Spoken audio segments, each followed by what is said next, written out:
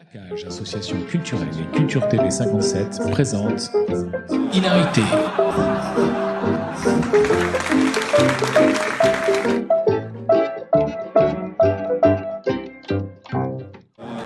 Mesdames et messieurs, bonjour et bienvenue sur Culture TV 57. C'est le deuxième numéro d'Hilarité que j'ai la joie aujourd'hui de co-animer avec Saveria. Bonjour Saveria. Bonjour Franck. Alors Saveria, qui est notre invité du jour? Eh ben, nous avons le plaisir aujourd'hui d'accueillir Jordan Henriette Wolf, alias Dougle Frisé, pour un bon moment de plaisir. Salut. Bonjour Jordan. Alors je sais pas, comment on doit t'appeler? On doit t'appeler Jordan, on doit t'appeler Doug. Moi, Doug, c'est parfait. Allez, Doug, ça sera donc notre invité du jour. Merci d'être là sur Culture TV 57 et merci à vous, bien sûr, de nous regarder pour cette nouvelle édition d'Hilarité. On va commencer directement par un sketch, hein, Jordan. C'est un sketch qui a été déjà tourné, qu'on va repasser, et le propos, c'est les parents. Hilarité sur Culture TV 57. Bonsoir le Capitole, ça va? Grosse ambiance. Alors bonsoir, je m'appelle Jordan et comme vous pouvez le voir, je suis... Tom Sawyer. Non. Je suis... Oula. On va lever la main. Hein. Je suis quoi? Frisé. Bien joué, j'ai. Mais oui, je suis frisé. Non, je suis Mais figure-toi qu'on me le dit souvent, tu vois. Je suis adopté, ça se voit, non? Mes parents, ils ont mis 7 ans à m'avoir et pendant tout ce temps, ils ont tout essayé. Hein. Ils ont adopté toutes les positions du Kama Sutra. Hein. Même la position bizarre, là, où on doit prendre la jambe gauche de la fille, poser les mains sur l'épaule droite, comme ça, là. J'ai pas très bien compris cette position. Ils ont essayé avec le facteur, le voisin, la secrétaire, pas de gosse. Du coup, ils ont décidé d'adopter. Direction Dijon. 300 km, 40 € de carburant et 15 € de péage. Et ils sont arrivés à Dijon. Ma mère, elle était impatiente de me voir. Mon père, lui, il cherchait quelqu'un pour savoir qui et comment on allait lui rembourser les frais de transport. Et là, ma mère, elle m'a vu. Oh, qu'il est mignon, le petit bébé. Oh là là, la petite boue, il est tout choupi, là. Chérie, viens voir. Oh là là, oh, les petites joues, le petit nez, là, les gros cheveux. Et tout crépus en plus. Oh, mais il est mignon quand même. Chérie, viens voir. Et là, mon père, il m'a vu. Chérie, j'ai réussi à me faire rembourser. Oh putain, mais il est énorme. Ah, vous êtes le docteur, pardon, je sais pas.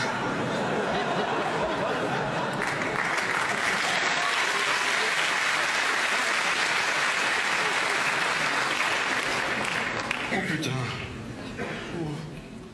Oh, je préférais le docteur. Excusez-moi, oui. Vous avez que ça? Bah. Enfin, monsieur, c'est votre futur enfant. Ah, c'est mon futur enfant. À moi. Après 7 ans de... Ah, je savais qu'il y aurait une couille. Hein.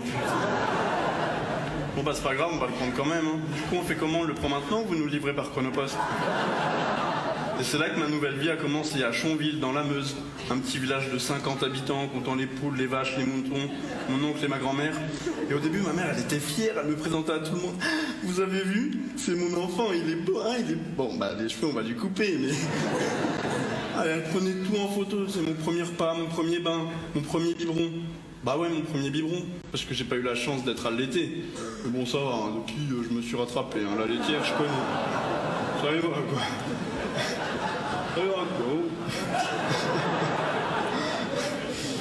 Et quand elle me présentait, ma mère, j'ai pu entendre ces fameuses phrases de faux cul qu'on dit tous, mais qui marchent pas pour moi. Genre, bah, il est mignon cet enfant-là. Oh, vraiment, là, ses petites joues, tout ça, vraiment, tout le portrait de sa maman, hein, on voit que ça ouvre, hein, parce que nous, on savait pas si vous allez avoir des enfants ou pas, mais là, on voit que ça ouvre, quoi, parce qu'il y en a qui essayent d'adopter, hein, mais franchement, moi, j'y crois pas. Ou cette fameuse phrase, tu sais. Oh bah tu sais ce qu'on dit, hein, tel père, tel fils. Hein? Ah, c'est pas le tien. Ouais, je me disais bien que... Ouais. puis les cheveux, oh là là. En tout cas, j'espère que t'as gardé le ticket de caisse. Hein,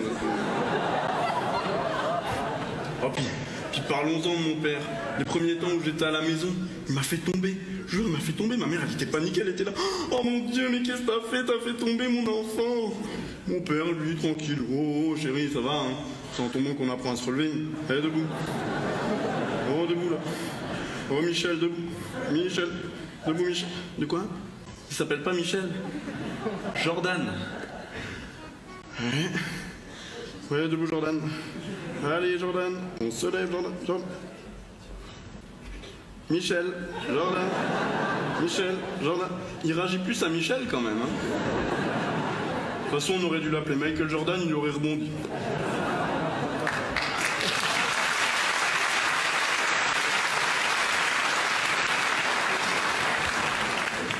Et la première fois que j'ai dû dire que je t'ai adopté, c'était un copain en primaire. En me voyant arriver avec mes parents, il a très bien vu qu'on se ressemblait pas et il m'a dit « Et tes parents, ils t'ont volé ou quoi ?» Contrairement à toi, moi, ils m'ont choisi.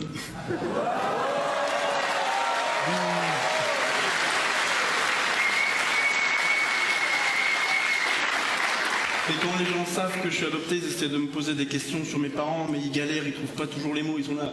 Mais dis voir, tes faux parents, là. Enfin non, pas tes faux parents, t'as un petit peu mal dit, mais bah si, c'est les faux, parce que... Enfin, tes parents d'occasion, là, oui. Est-ce qu'ils connaissent les autres, là, les vrais, enfin, pas les vrais, mais ceux qui ont réussi cette position, là, les concessionnaires, là, non, ils les connaissent pas? Non, ou des fois, les gens, ils sont là, mais t'as été adopté? Ah, mais c'est cool ça. Mais du coup, tu viens d'où? Tu viens de quel pays? De quel pays? Là, du coup, moi, j'aime bien m'amuser avec ça, tu sais. De quel pays? C'est une histoire de fou. En fait, je suis né en Afrique, dans les bidonvilles. Les maladies, Ebola et... Pardon. Et mes parents, ils étaient en voyage humanitaire et ils ont décidé de m'adopter pour me sauver la vie, en fait. Oh, mais dis-moi, mais... Oh, quelle histoire merveilleuse, vraiment. Oh, j'ai envie de te prendre dans mes bras, mais dis-moi ce que je pourrais faire pour toi. Et voilà, c'est comme ça que je nique.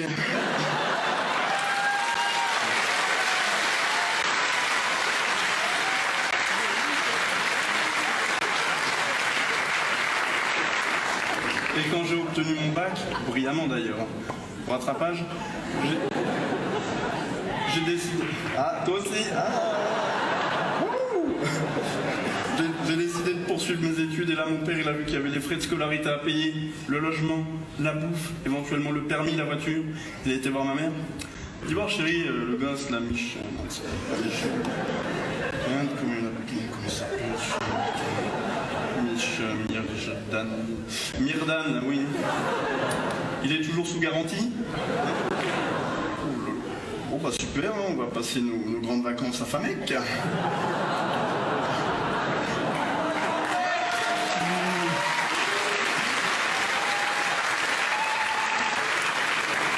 Non mais franchement je me moque de l'adoption, tout ça, mais franchement...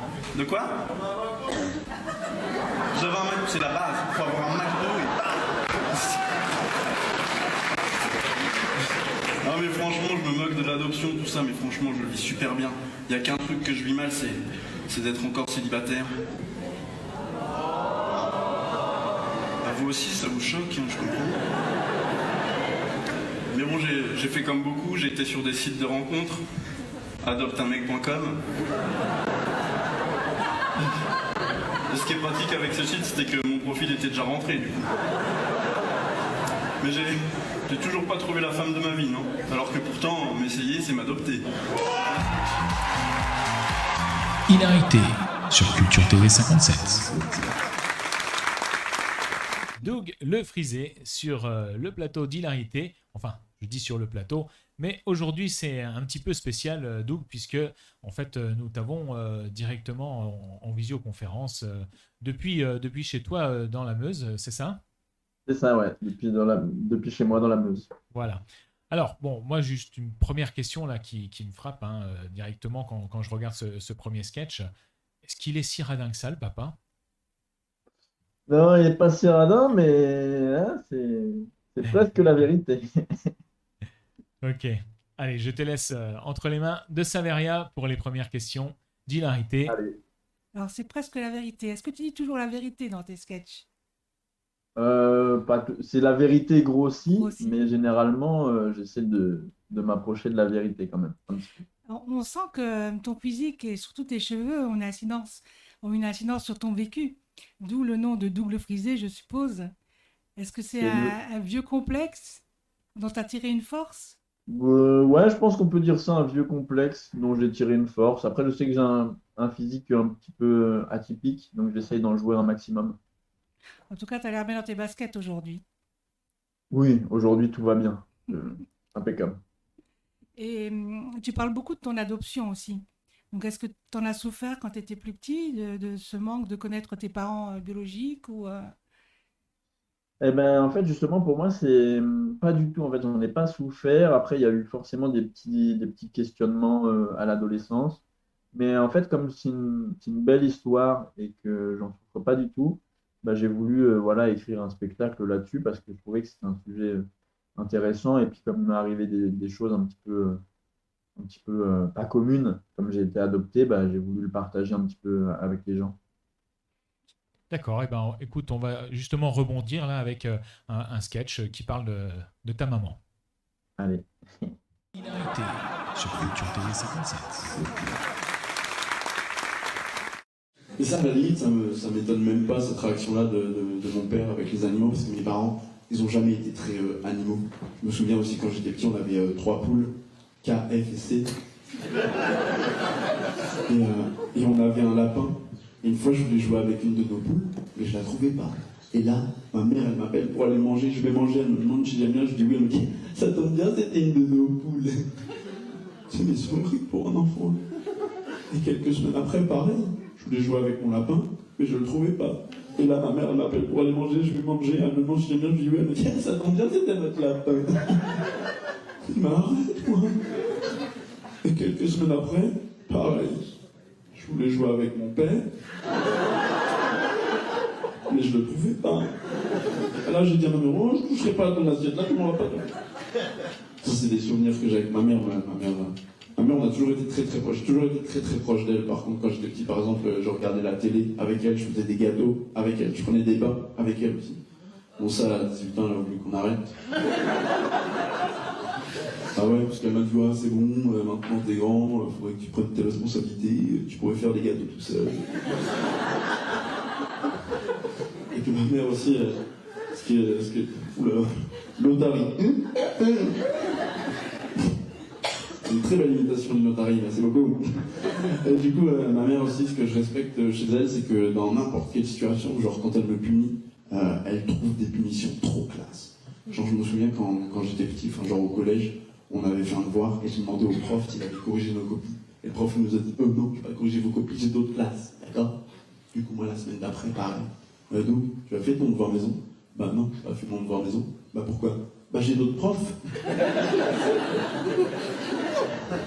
Du coup, là, j'ai eu 3 heures de colle. Et en sortant de ces 3 heures de colle pour me punir, ma mère, elle m'a foutu la honte. Elle était là en mode, you, mon bébé, allez viens mon bébé, allez on a rendez-vous à l'hôpital pour te faire couper le bout du zizi, comme je sais que c'est douloureux, je t'ai fait des crêpes, allez viens. Vous imaginez la honte devant tous mes potes. Maintenant tout le monde sait que je mange des crêpes. Ce qui est chaud aussi avec ma mère, c'est qu'elle me demandait souvent de ranger ma chambre. Puis moi, je rangeais pas ma chambre. Et une fois, elle me dit, tu vois, Jordan, ça fait combien de fois que je te demande de ranger ta chambre? Oh, ma chambre? Oh, ça fait au moins 15 fois. Oui, 15 fois, c'est ce que vous entendez. Et ben 15 jours sans sortir. Et là, il m'a si. Mais bon, faut reconnaître que c'était bien joué. Hein. D'ailleurs, je lui ai dit, maman, pour la punition, t'as fait ta pute, mais bien joué. Ah, je rigole. Je vais pas dire bien joué. Et ma mère, elle a une particularité aussi. Je sais pas s'il y en a qui sont comme ça dans la salle. Mais genre, quand elle est énervée, pour se calmer, elle est obligée de faire le ménage. Et du coup, moi, l'autre coup, j'étais chez moi. C'était à Metz, et c'était un petit peu sale. Du coup, je l'ai appelée, et je lui ai dit que j'avais raté mes examens. Du coup, elle s'est déplacée jusqu'à Metz, elle m'a engueulé, puis bah, après, elle a fait le ménage. Et bon, après, j'étais obligé de lui dire que c'était pas vrai. Du coup, elle m'a réengueulé, parce qu'elle s'est déplacée pour rien. Ce qui fait que du coup, maintenant, même mes voisins, ils ont des appartements nickel. Avec mes parents, moi j'ai de la chance que ça se passe bien. De la chance qu'ils m'ont adopté, parce que moi, par exemple, j'ai un pote, sa mère, elle est alcoolique. Et pour elle, toutes les raisons sont bonnes pour boire. L'autre coup, je vais chez lui, elle m'ouvre la porte. Oh, c'est amusant. Bah viens, fais pas tout timide, rentre à la maison. Mais fais pas, mais viens, on va boire un petit coup. Allez, et oh, c'est mardi, c'est le premier mardi de la semaine, on va fêter ça. Hein, comment Hilarité sur Culture TV 57. De retour sur le plateau d'Hilarité avec toujours comme invité aujourd'hui Doug Le Frisé. Alors Doug, ces poules KFC, elles sont toujours vivantes ou il y en a eu d'autres peut-être Bah depuis? non, en fait, depuis on en a eu trois, après elles sont décédées, après on en a De réu, leur plein et gré. là on en avait dernièrement qui se sont fait manger il y a 15 jours. Ah, d'accord. Ok, C'est donc les pour aléas nettoyer. de la Meuse, hein. Ouais. Ok.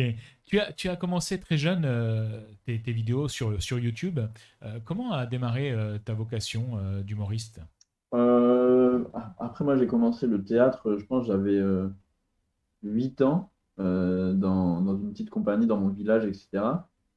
Et puis j'ai toujours fait du théâtre, que ce soit Dans au ce même collège ou au village lycée. de 50 habitants. Ouais, dans ce même village, ouais. Ah, il Il y y a a quand quand même même une des troupe trucs de qui se théâtre. passent, attention. Aïe, aïe, aïe.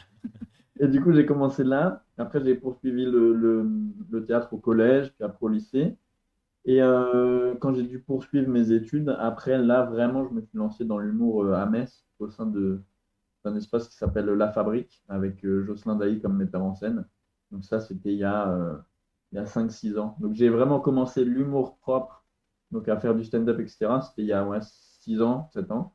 Mais depuis tout petit, j'aime bien faire rigoler les gens, etc. Ok, donc c'était déjà dans ta nature de faire rire tout le Ouais. monde. Mais au niveau on va dire, de ta notoriété, est-ce que ce sont plutôt les vidéos TikTok qui t'ont un peu propulsé sur le net ou le fait de- de- d'aller à la ville, en fait, hein, d'aller sur Metz après? Bah, je pense plus quand même que c'est sur Metz. C'est sur Metz parce que j'ai fait pas mal de scènes là-bas et que bah, à force, les gens ils reconnaissent un peu les visages, etc., des humoristes un petit peu locaux, comme j'ai pu faire la première partie d'humoristes un petit peu connus dans la région, etc. Et après, TikTok, bah, ça vient seulement d'arriver. Donc, bah, c'est une mini notoriété. Donc, on m'a reconnu que quelques fois dans la rue, mais j'ai pas de. Je suis tranquille à ce niveau-là, je peux me balader comme je veux. Ok, eh bien, on va justement, on en profite de cette transition, de parler de la différence entre la ville de Metz et puis la Meuse où tu habites, où tu es en ce moment avec nous directement en visio. Et on va regarder ça directement en sketch. Allez, Hilarité sur Culture TV 57. J'ai été adopté et du coup j'ai déménagé dans la Meuse. Ouais, ça fait toujours cet effet, ça, de cet effet-là, la Meuse. Ouais, du coup, ouais, j'ai déménagé dans la Meuse, un petit village de 35 habitants. Là, le premier rang, c'est mon village. Et moi, j'ai découvert la grande ville il y a 4 ans quand je me suis installé à Metz. Et j'ai pu faire des petites comparaisons entre la ville et la campagne. Parce qu'il se passe des trucs en ville qui ne se passent pas chez moi. C'est genre rien qu'Internet. Internet en ville, ça va super vite. Et c'est pratique parce que moi, j'adore aller sur des sites de téléchargement. Je sais pas s'il y en a qui téléchargent un petit peu dans la salle. Ouais, faites pas genre. Ouais, moi, j'adore aller sur des sites de téléchargement. Et je sais pas si vous avez remarqué, mais à côté, il y a ce genre de pub en mode Hé, je suis une fille chaude qui habite à 100 mètres de chez toi. Tu veux me voir nu et passer du bon temps avec moi? Rejoins-moi vite, allez. Je veux dire, si t'habites en ville et que t'es moyennement con, tu peux te dire, c'est possible, oui. Je vais passer une bonne soirée. Alors que moi, dans mon petit village, à 100 mètres, il y a Mémé Janine, 76 ans, la peau toute fripée, les seins qui tombent mais plus de dents. Puis bon, comme c'est ma grand-mère, je vais pas aller la déranger. Et du coup, pareil, l'autre coup, je me baladais à Metz, comme ça, en ville, et là, au centre-ville, il y a un mec qui m'arrête en mode « Hey, salut, t'as 2 minutes ?» En fait, moi, je suis Eric, je fais partie d'une association et on récolte des fonds pour aider des populations défavorisées, donc si tu veux donner... Je veux dire, c'est bien, aider des populations défavorisées, c'est cool, mais franchement, j'y crois pas trop. Parce que je veux dire, j'habite en Meuse, il n'y a jamais personne qui est jamais venu nous aider.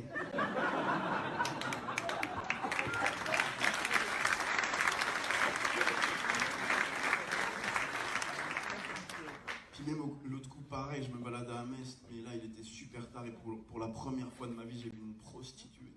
C'était la première fois de ma vie que j'en voyais une. Du coup, je me suis mis à lui parler, tout ça, mais j'ai pas craqué. Non, parce que cette prostituée ressemblait un petit peu trop à mon père.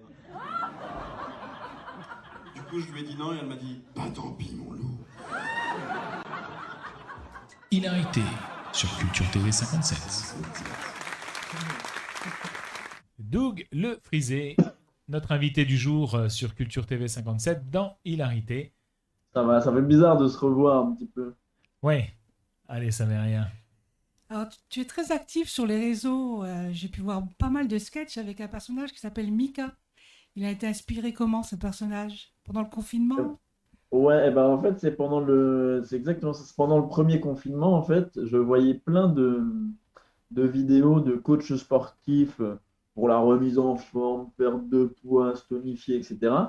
Et moi, je me suis dit, ben moi, en fait, j'en fais pas. Et je me suis dit, il faudrait qu'il y ait un personnage qui nous apprend à rien faire. Voilà, qui nous dit des techniques pour rester à la maison, rien faire, enfin bref.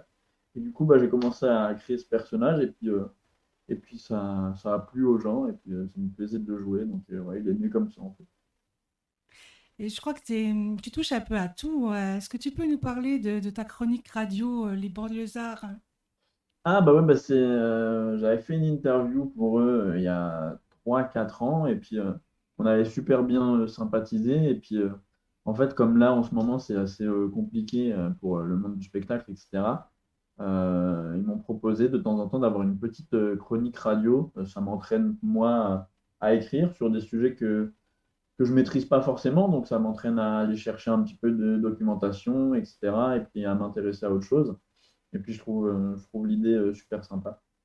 Ça a l'air naturel pour toi. Est-ce que c'est quelque chose que tu as envie de développer? Avoir des chroniques, ouais, ça pourrait être super parce que c'est un exercice qui est différent de la scène, mais qui s'en rapproche quand même. Et puis ça permet aussi de découvrir d'autres choses. Donc, ouais, pourquoi pas, si dans un futur proche ou lointain, on me propose d'en refaire, etc., j'en ferai avec grand plaisir. Doug, tu es toujours en études à Metz, c'est bien ça? Non, maintenant, j'ai arrêté maintenant. Ah, J'ai arrêté. on va C'est faire le fini. point. On va faire le point tout de suite. Alors, on va passer le sketch des études. Allez. Hilarité sur Culture TV 57. Je suis installé à Metz pour les études, ça fait 4 ans. Ça fait 4 ans que je suis en art du spectacle. Et en 4 ans, j'ai fait 4 fois la même année. J'ai redoublé 4 fois. Le seul avantage que ça a d'avoir fait 4 ans la même année, c'est que quand il y a un prof qui m'engueule, je peux lui dire j'étais là avant toi. Tu l'as connue, Madame Pichou? Non, tu l'avais pas connue parce qu'elle est partie en retraite, Madame Pichou, d'accord? Donc c'est toi qui prends ton livre, page 42. Et la prochaine fois que tu veux m'interroger, tu lèves la main, ok?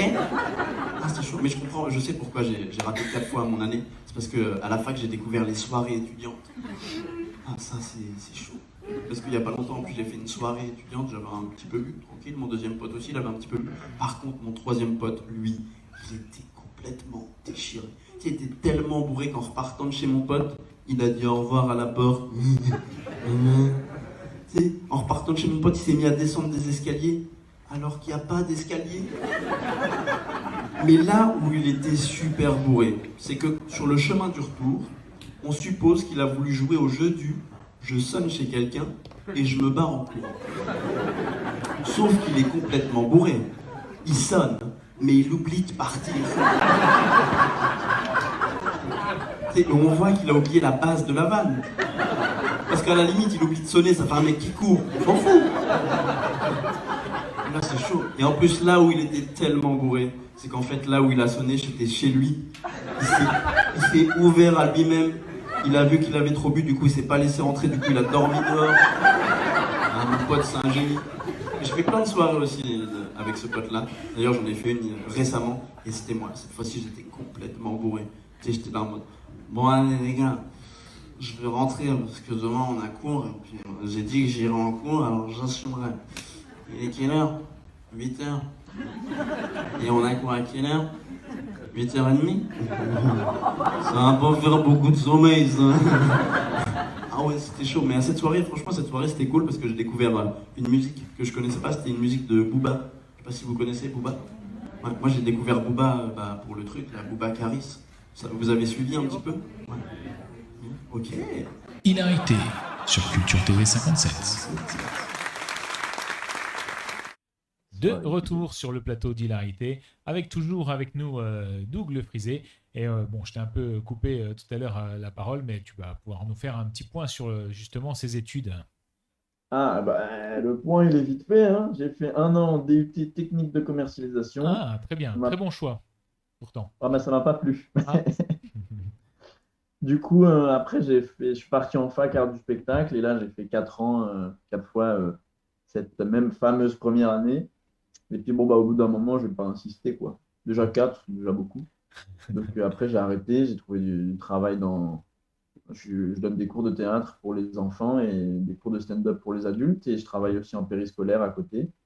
Et je suis humoriste à mes heures perdues. Alors, comment vis-tu la situation actuelle? Parce que c'est un peu le stand-by de la culture.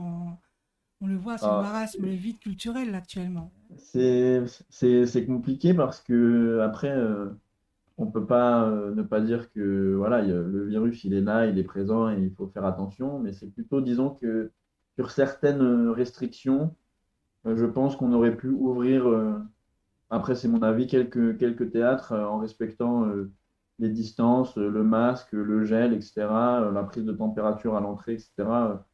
J'ai joué le 2 février, je crois, au Luxembourg, où ils font respecter ça et ça marche plutôt bien.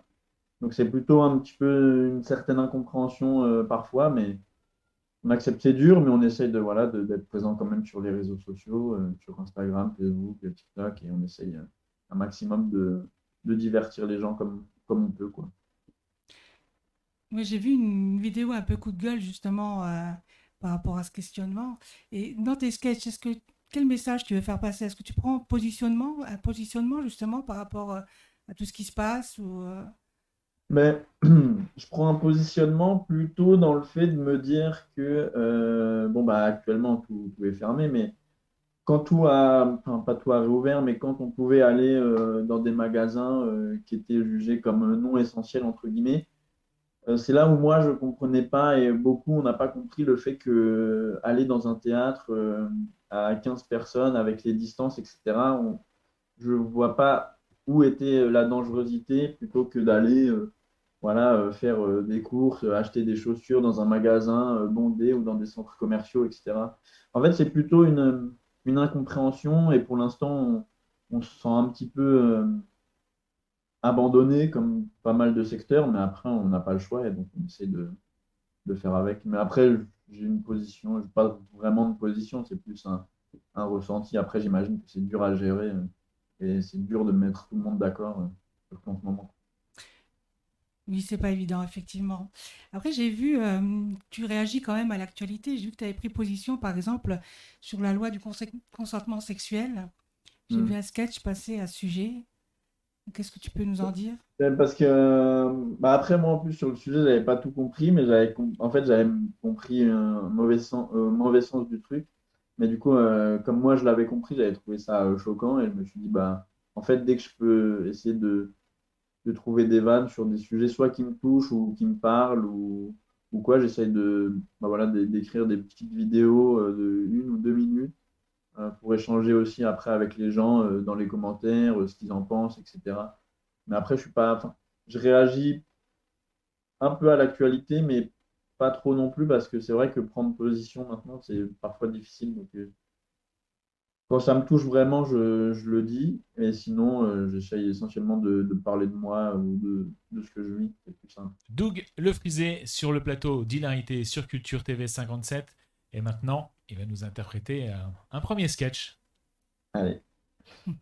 Eh ben, forcément, on est obligé de parler du Covid. J'ai Ah écrit oui. un petit peu sur le Covid parce que c'est quelque chose qui nous touche.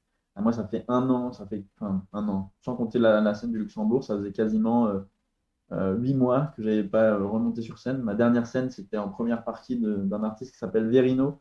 Je faisais sa première partie. Ça se passait super bien. Il y avait une bonne ambiance. Du coup, après, on m'amène dans la salle pour que je puisse regarder le spectacle. Je me mets assis à côté d'un monsieur.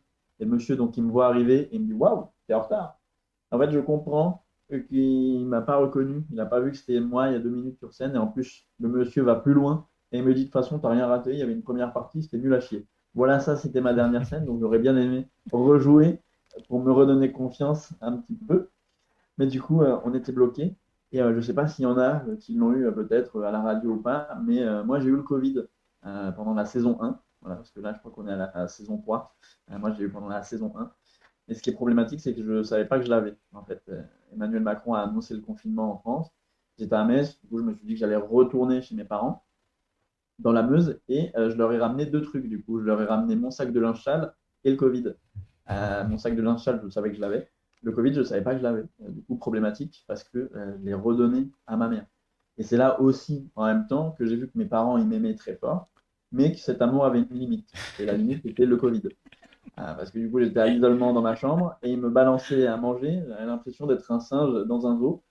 Donc, c'est là que j'ai vu la limite. Et surtout, après, ce qui m'a ennuyé, c'est que je l'ai redonné à ma mère. Mais ça va, elle a développé des symptômes assez bénins, entre guillemets. Elle a eu la perte de goût et la perte d'odorat. Et du coup, avec mon père, on s'est dit que on allait lier l'utile à l'agréable. C'est-à-dire qu'on lui a refilé tout ce qui n'était pas bon à manger à la maison. Ça nous a permis de faire de la place dans le congèle, etc. Donc, ça, c'était plutôt cool. Mais avec tout ce qu'elle a mangé de pas très bon, je pense qu'il y a un des variants qui vient de là. Avec tout ce qu'on lui a refilé, je pense qu'il y a un truc qui s'est passé à ce moment-là. Mais en tout cas, voilà. Après, on a repris petit à petit une vie normale. Et j'ai pu voilà, retourner travailler, etc. Mais du coup, je travaille aussi le midi dans des écoles. Ce qui fait que j'ai été beaucoup de fois cas contact. À l'heure actuelle, je dois être à mon 15e ou 16e test PCR. Donc, c'est-à-dire que mon nez, là, actuellement, faire un test PCR, ça ne sert plus à rien parce que mon nez, c'est comme le vagin d'une actrice porno, on ne touche plus les bords. Voilà. Donc voilà, j'espère qu'on pourra vite reprendre une vie normale et que tout ça se terminera assez vite avec la vaccination, etc. et qu'on pourra tous se retrouver. Doug Le Frisé en direct avec nous sur le plateau d'Hilarité sur Culture TV 57. Merci à toi pour ce très très bon sketch. Et bon, je suis quand même assez inquiet parce qu'on en est quand même au 3e confinement et le congèle est vide. Comment? Le congélateur est vide. Le congèle est vide, mais bon, comme tout le monde, on a un stock de pâtes assez important.